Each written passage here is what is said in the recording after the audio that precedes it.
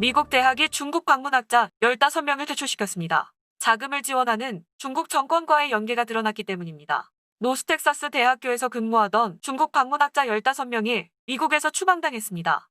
지난달 26일 대학 측은 방문학자들에게 자금을 지원하는 중국 정부와의 관계를 끊었다고 이메일을 보냈습니다.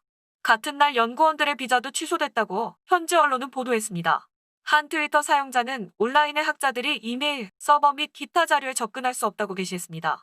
방문학자들은 개인 물품을 챙기기 위해 캠퍼스로 돌아갈 수 있지만 반드시 누군가와 동행해야 합니다. 미국은 중국의 지식재산 절도에 대한 대응 수위를 높이고 있는데요. 지난달 28일 미 법무부는 중국 연구원 2명이 체포됐다고 밝혔습니다. 그중 1명은 무역기밀을 훔친 혐의로 기소됐습니다. 미국 정부는 중국 공산정권이 미국의 지식재산을 훔치기 위해 중국 유학생들을 이용하고 있다고 말했습니다. 지난 5월 트럼프 대통령은 인민의 방군과 연계된 중국 대학원생들의 미국 입국을 금지한 바 있습니다. 추방된 학자들은 중국 장학위원회에서 자금을 지원받았는데요. 해당 조직은 해외에서 일하는 중국 연구원들에게 장학금을 지급하는 곳으로 중국 정권이 자금을 댑니다. 대학 측은 추방 이유를 밝히지 않았는데요. 트위터의 이 같은 결정은 특정 조직으로부터 자금을 지원받는 방문학자들에 국한한다며 대학 측은 중국을 포함한 전 세계 방문학자들을 환영한다고 밝혔습니다. 한편 자신을 전 학생이라고 밝힌 한 사람은 대학 측에 재고를 요청하는 온라인 청원을 시작했습니다. 트럼프 행정부가 중국의 지적재산 절도를 저지하는 가운데 미 국무부 장관은 새 조치 시행을 예고했습니다.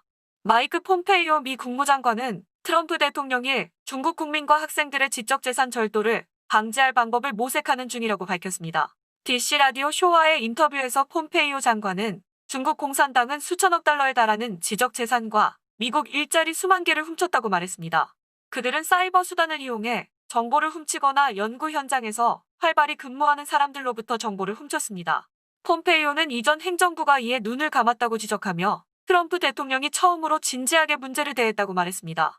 모든 중국 유학생과 연구자들이 몇 년간 미국 유학이 제한될 수 있는지에 대한 질문에 폼페이오는 모든 중국 유학생을 스파이로 간주할 수는 없다고 답했습니다. 하지만 중국 공산당이 중국 유학생들을 감시하는 것은 당연한 사실이라며 중공이 원하는 것에 따라 행동하는지를 확인해야 한다고 밝혔습니다. 그는 몇 주 혹은 몇 달의 안에 중국에 대한 새로운 조치를 발표할 것이라고 말했습니다.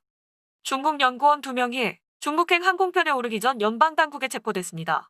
그들은 인민의 방군과 연계가 있는 것으로 알려졌습니다. 체포된 사람 중 1명은 UCLA의 방문학자입니다.